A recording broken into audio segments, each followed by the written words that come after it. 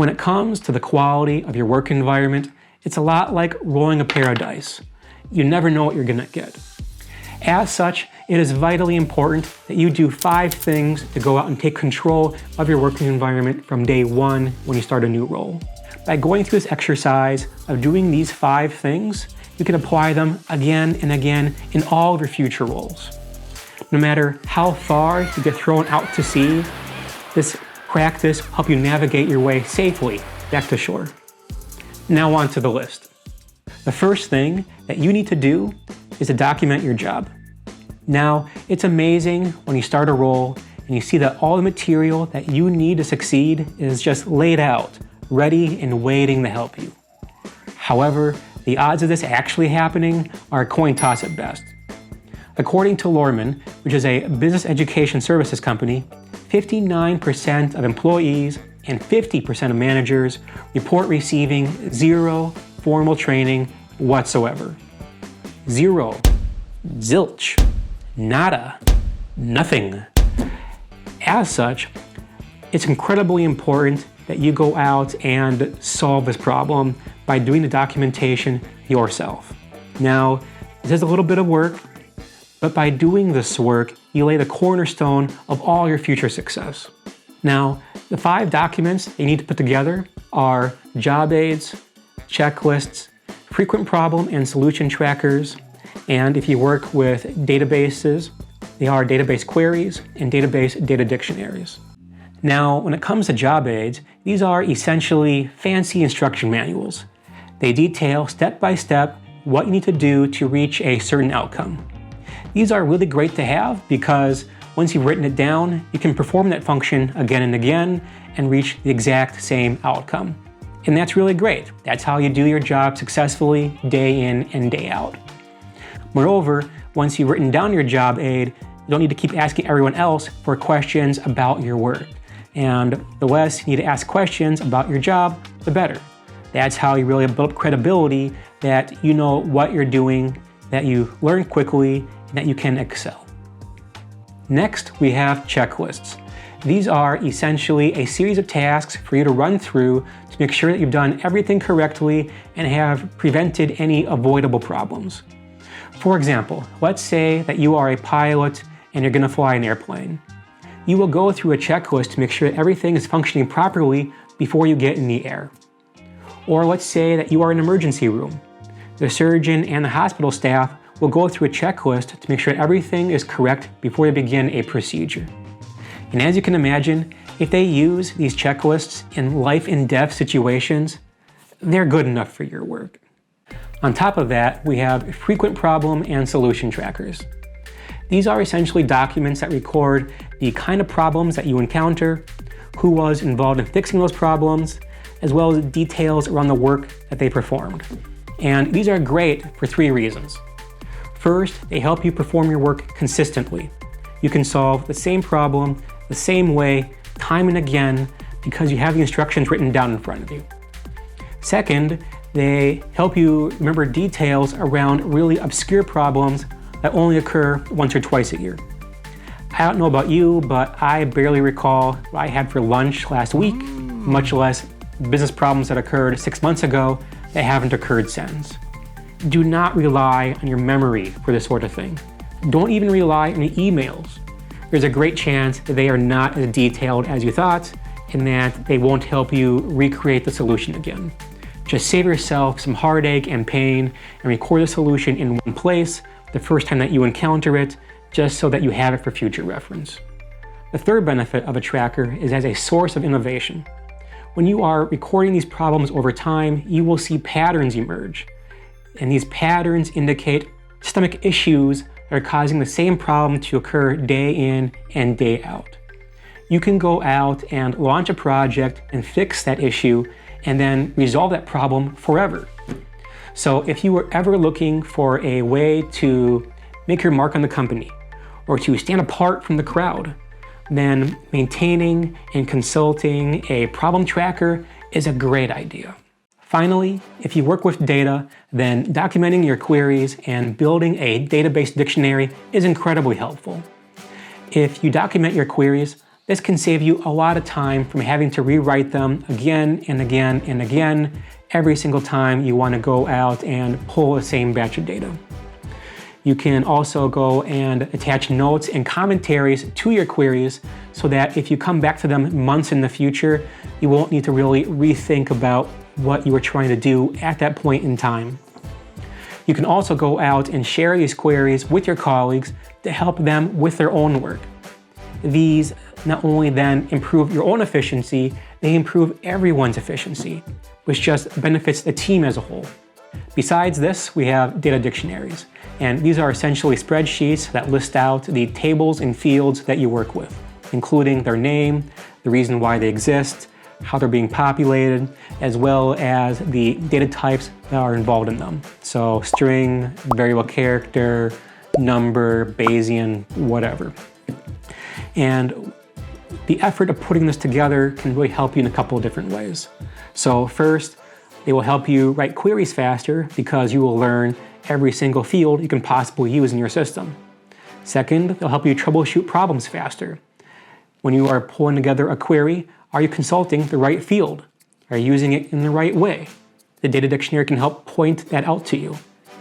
Finally, by creating the data dictionary, you will understand some of the quirks that may exist in the data that you are seeing. So, are some fields duplicate? Are some fields no longer really being used? Are they only half populated? Are they full of junk data, for example?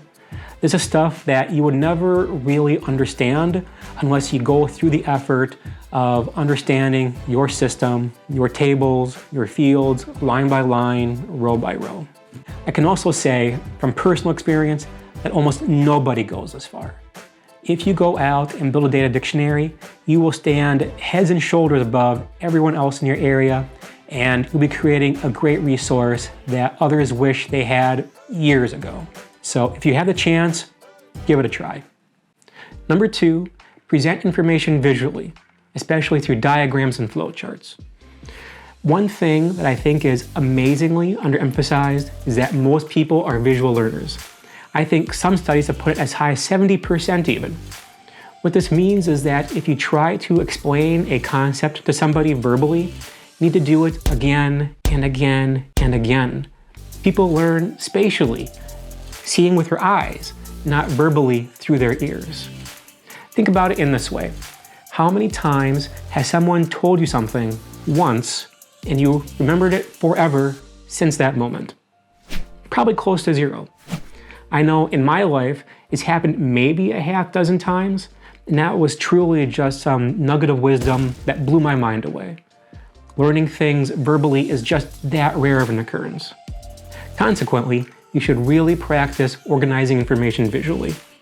Not only does this do wonders for helping you learn facts too, because you can now see them spatially yourself, but it really is a more effective and efficient way to help educate others too. And this does wonders for your credibility. If you're someone who can go out and teach others complex topics in a way that they actually understand and it sticks with them over a long period of time, that's incredibly valuable. There's no reason why that shouldn't be you. As a side benefit, some of these diagrams really scale up and help you learn more about your environment as well. For example, if you go out and create a process flowchart for your team, you can also add on flowcharts from the teams upstream from you and downstream from you. By putting these together, you have a 360-degree view of what's going on in your area, and you're less surprised by any events that occur. And the less that you are surprised, the more that you can prepare, the more that you can plan and deal with events as they occur, and the better that you'll do. The third thing to do is to create your own personal contact list. I cannot recommend this highly enough. Everyone should have their own contact list. If you have a problem with your computer, who do you turn to in IT? If you have a question for sales or marketing or legal, who's your point of contact? Or let's say that you have a problem on your hand and it's way above your pay grade. You have no authority whatsoever to go out and handle this situation. Who in the chain of command should you turn to fix this problem? The bigger the contact list that you have, the wider the variety of problems that you can solve yourself, and the faster that you can solve them. Moreover, you can solve these problems independently without having to turn to your manager for anything.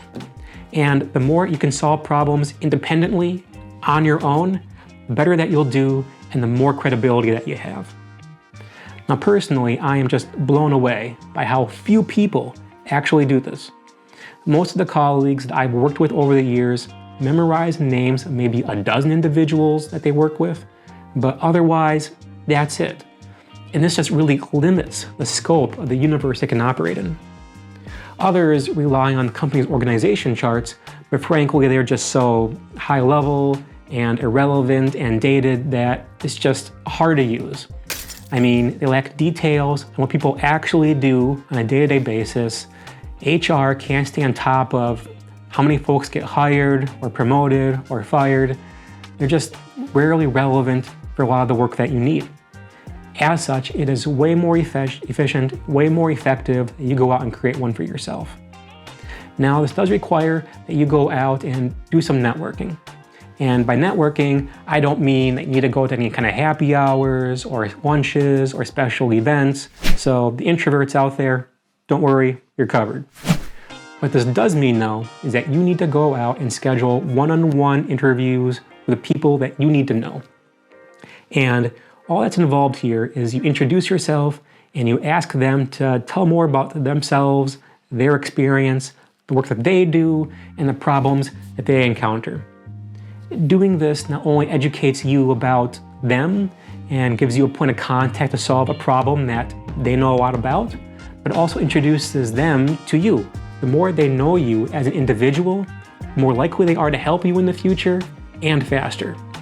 If you're just some random stranger in the company, it's incredibly likely that all your emails and all your requests will fall to the bottom of the pile, and you want to get off of that. The fourth thing that you should do to take control at work is to email fast and schedule proactively. Procrastination is one of the biggest ways that you can go out and get in trouble at work. Besides the fact that you're not responding as quickly as you should today, the delay builds up over time. The hour you lose today is still lost tomorrow. And when you add up the hours together, next thing you know, you're missing deadlines and you're getting in trouble. As such, make it a habit to respond to short messages immediately. If it takes less than 2 minutes, do it now. The more that you go out and get these small messages out of your inbox continually, the more time you'll be able to dedicate to the bigger issues that are on your plate. And you'll be surprised at just how much of an impression this leaves. Many people take days to respond, so if you get back to folks within minutes or hours, they'll be much happier with you and the work that you're doing, and you'll really improve your reputation. When it comes to scheduling, you'll find that when you work on larger projects, that these span across multiple teams over a long period of time. And as a result, it is incredibly easy to lose sight of key tasks and key conversations that need to happen, especially when they occur weeks, if not months in the future. As such, it is incredibly important that when you identify a task that needs to be done, that you immediately put an appointment on your calendar and get it scheduled. By scheduling quickly, you are much less likely to forget about any of the key projects or tasks or waste any time. The odds of you dropping the ball and causing a critical failure drop immensely. If you don't do anything else I talk about in this whole entire video, if you're not organized in any other way, just doing this will do a lot to push you in the right direction. And if you're at all worried about people thinking negatively of you for scheduling so far in advance, don't be. In truth, they are glad that you are staying on top of the details. They know full well that in 2 weeks, in 2 months in the future, that they will have forgotten all about this project. By staying on top of the details and keeping the ball moving, you are helping them do their job better, and they realize this. And as such, their trust in your skills, in your experience, in your work, all of that will increase greatly as a result. The fifth thing that you should do to take control of your work environment is to gather information by asking open-ended what questions. Now, one of the hardest parts about working in a bad work environment is not getting adequate guidance from your managers and losing a key source of information. You know that big things are happening and that they will impact you but you aren't sure about what all the details are, what the implications will be. This puts your work at risk and your job at risk. The best way to handle this is to ask open-ended questions. There are a variety of benefits to doing this. The first one is that open-ended what questions are exploratory in nature. They give people more room to maneuver, and as a result, they can provide you with a more nuanced response and a broader set of facts than they might have otherwise. And with this broader set of facts, you can build connections between ideas and understand your environment better. This will help you perform better and understand and react to whatever changes are going on. The second benefit to open-ended questions is that they really lend themselves to follow-up questions. When people give you longer responses that contain names and terms and jargon that you haven't heard before, this is a great moment to go out and ask them questions to fill in those gaps in your knowledge. These are questions like, returning to point A that you just mentioned, what kind of details can you tell me about that? Or speaking of point B that we just discussed, what about this is so important? These are great questions to ask, especially if you're dealing with somebody who has been with the company for a longer period of time. These are folks who have a lot of tribal knowledge that's not written down and remember a lot of history that everyone else has forgotten. These are the kind of people that you want to have these long conversations with to really just explore everything that's out there. Finally, what questions are much less inflammatory than other questions? A lot of people actually use why questions when trying to gather information, but these can be very confrontational if they're not said in the right way or with the right tone. For example, let's say someone's asking you a question, and they can phrase it in two ways. The first is, what made you decide to do that? Or they could also phrase it, why did you do that? The second question is much more hostile. You can almost feel the hairs raise on your arms when you're on the receiving end of that kind of question. What questions are just much more impersonal. They're about the topic at hand, not the individual involved. And as a result, they bring a sense of curiosity into a conversation versus a sense of anger or cynicism. People respond way better to this than any other type of question. I mean, if you approach somebody as a student who is curious and willing to learn versus a prosecutor who is angry and trying to put them to jail, you can imagine just how much warmer they'll be to you and your questions and your work. This is the kind of spirit that you really need to cultivate in all the things that you do, in the questions that you ask, so that you can get the information that you need to succeed. Of course, saying that you should ask open-ended what questions is a lot easier than actually doing it. To actually help you out with that, let me go through a few sample questions that you can ask when you're trying to gather information. So, here's one question. Sorry, this is a dumb question, but what does XYZ mean? This is my first time hearing that particular term. Question number 2. What would the problem be if we did A without waiting for B? What would be the problem if we put off A for later? What would happen if we did B before A? What do you feel are the biggest connections between my team and yours? What problems keep you up at night? What do you think I should know about that I haven't asked you? What other people do you recommend that I speak with? Now, if you ask questions like these, you will learn far more than you ever expected, and you'll be rarely in the dark about any of the key details that are going on around you, and will do much better as a result. In summary, there are 5 things that you should do to take control of your work environment. The first is document your job. Second, present information visually, especially through diagrams and flowcharts. Third, create a contact list of people that you can reach to help you solve problems. Fourth, email fast and schedule proactively. And 5, gather information by asking open-ended what questions. If you go out and practice doing these 5 things whenever you feel lost in a role or are transitioning from one job to the next, you will find that the skills and experience of your particular manager matter far less to your success than before. No matter the chaos that you find yourself in, you can navigate your way through that and succeed on your own merits. And that's the reason why this is one of the great methods for succeeding at work, maximizing your value, and at the end of the day, getting the most out of your career to really do the things that you want to do.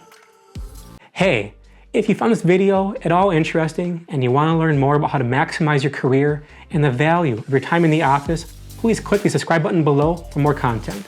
I produce new videos every week relating to how to get promoted, deal with the challenges you face at work, developments in the job market, as well as viewer Q&A. Until next time.